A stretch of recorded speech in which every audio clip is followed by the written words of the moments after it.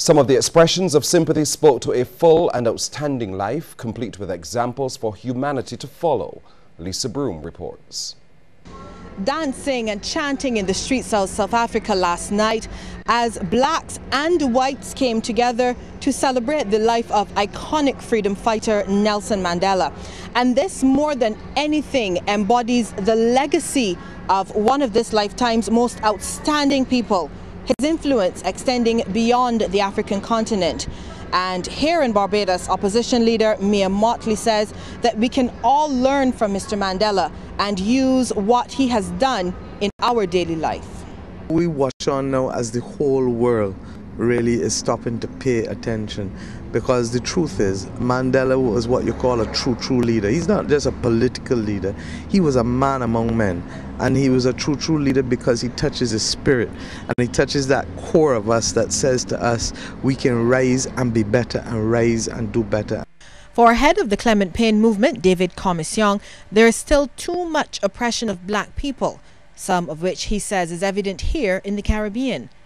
In paying tribute to the life and legacy of the prolific freedom fighter, Mr. Commission said Mr. Mandela was a symbol of the inherent dignity and right to equality of black people across the world.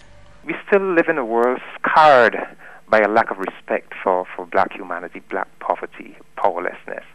And if the world wants to pay tribute to Mandela, then we must all commit ourselves to completing that revolution, to continuing to fight against all of the remaining scourges of black powerlessness, indignity, and black humiliation. Roman Catholic priest Monsignor Vincent Harcourt Blackett said he was profoundly touched by Mr. Mandela, whom he met in 1993 during a reception in Birmingham Symphony Hall. He has left his mark on the world, an indelible mark. And I don't think that we will ever see a person like him who was able to transcend all the here and now, the hic nunc, and to project something, you know, that everyone should aspire to. If there ever was a Christ figure that one could think of, I would say it would be Nelson Mandela. And we have a lot to learn from him. Derek Murray, head of the Commission for Pan-African Affairs, said it's okay to build monuments for Mr. Mandela that reflect the respect he deserves. But the best testament to the great man is to live a life based on his principles. Let us imagine that he returns in 50 years. The greatest monument should be a world that as a matter of what we consider to be normal, has achieved his dream in avoiding wars, genocide, racism, sexism, the abuse of children, slavery, and so on. And Barbadians also shared their thoughts on Mr. Mandela. Mandela was a man after God because he suffered, and although he suffered, all that he went through, he still lived up to the Almighty, right? And he said, will he forgive all of his enemies? So that was a great thing that he had done. He lived a long time, he was sick. If I told my colleagues the day before, I would have said that he can make it. Okay. You know, sometimes he probably know that his time was up. He lived a good life, full life. He did wondrous things. It's a good example for us. Rest in peace, Madiba. Well, leaders across CARICOM have joined in paying tribute to Nelson Mandela. Trinidad and Tobago's Prime Minister and CARICOM Chair, Kamla Prasad Bisesar, said Mandela would forever be remembered as a man who fought for freedom and won it for millions around the world, without once compromising his beliefs or his principles. Jamaica's Prime Minister, Portia Simpson Miller, described Mandela as a great freedom fighter and a friend of the Jamaican people. She said he was prepared to give his life for freedom and described him as her hero. He was one who stood up for the people of South Africa and fought with them against their apartheid system. He was prepared to give his life for the freedom of his people. And so, for me, that's my hero, an ideal hero, not only of the people of South Africa, but for people of African descent around the world. St. Kitts and Nevis Prime Minister Dr. Denzel Douglas said the Caribbean had played a role in ending the apartheid system, and Mandela had ensured that despite his long years in prison, all South Africans had to commit themselves to ensuring that stability rather than chaos became the hallmark of post-apartheid South Africa. Meanwhile, Antigua and Barbuda is to observe a week of mourning from today in respect of the life of Nelson Mandela. Flags will also be flown at half-mast across those islands. In an address to the nation today, President Jacob Zuma acknowledged the many tributes from across the world for Mandela. We sincerely thank all South Africans for the dignified manner in which they have respected and responded to the monumental loss of this international icon, who was a symbol of reconciliation, unity, love, human rights, and justice in our country and in the world. We thank the heads of state and government, international organizations, and eminent persons around the world who continue to send messages of condolences and support to the family and to all South Africans. We announced yesterday that the former president will be accorded a state funeral. He will be laid to rest on the 15th of December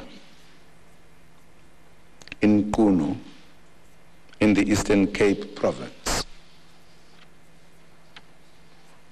We should all work together to organize the most befitting funeral for this outstanding son of our country and the father of our young nation.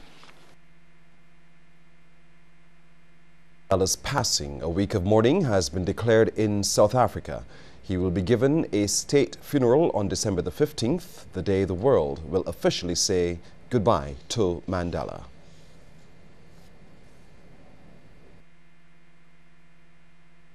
On the Princess Margaret School curriculum, there is something to interest every child. This from Prime Minister Frendel Stewart as he was speaking at the annual Speech Day and Prize Giving ceremony. The Prime Minister was a former teacher of the school and noted an increase in positive CXC results there. Recent CXC results for Princess Margaret Secondary School were carefully studied.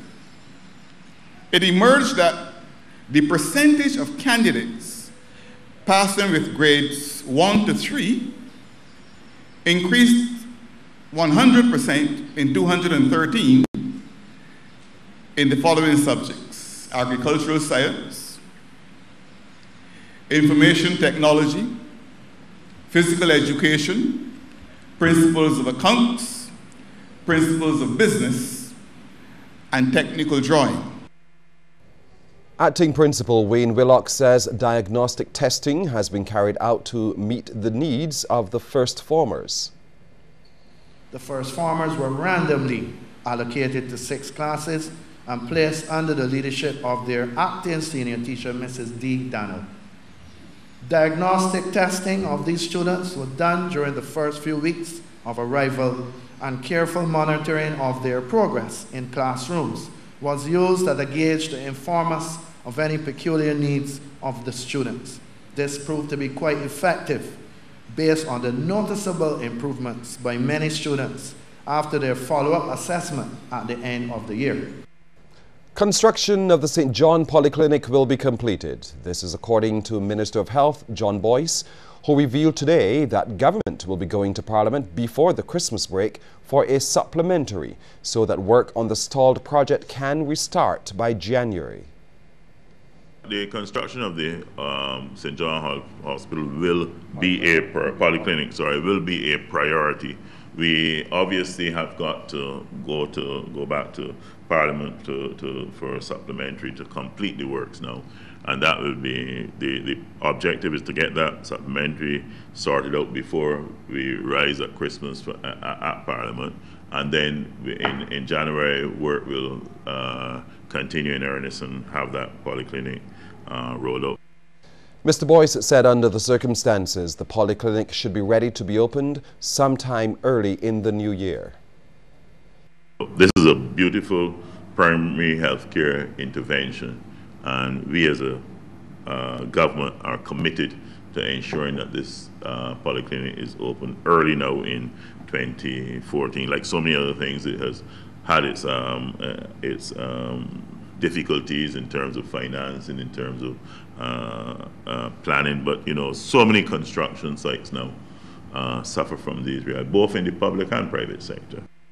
Town hall meetings and PTA meetings are scheduled to be held in January ahead of the introduction of the HPV vaccine in Barbados for schoolgirls 11 years and older. This is according to Senior Medical Officer Dr. Elizabeth Ferdinand, who is also coordinator of the HPV vaccination program. We are introducing the HPV virus vaccine in January in the secondary schools. I think everybody should be aware of that now. It's been in the press all this week and last week. We are continuing to do our PR work on that, and we're hoping to have a town hall and PTA meeting on the 18th, and of course the first formers parents will be invited in the first week or two of January to come and meet with the staff at their particular school. Dr. Ferdinand reiterated that the vaccine is optional, but she said the ministry will be encouraging parents to consider its use since it tackles different kinds of cancer. We want to try to allay any fears that the public might have that it's not a safe vaccine. It is a safe vaccine. We have made sure that this is so. It is registered and licensed by the FDA in USA and also certified by the World Health Organization and is used in many countries around the world. So we are not the first country that is using this vaccine. Firefighters helped to prevent a major disaster in Grisette's St. Michael early this morning. An unoccupied house was reportedly destroyed by fire at Eileen Road. 3 other homes sustained slight damage, along with a car parked nearby. Quick action by the Barbados Fire Service managed to help save those 3 neighboring houses. 2 tenders under the command of Tyrone Trotman, along with 9 fire officers, responded to the call at 25 minutes to 5. Fire officials are investigating the cause of the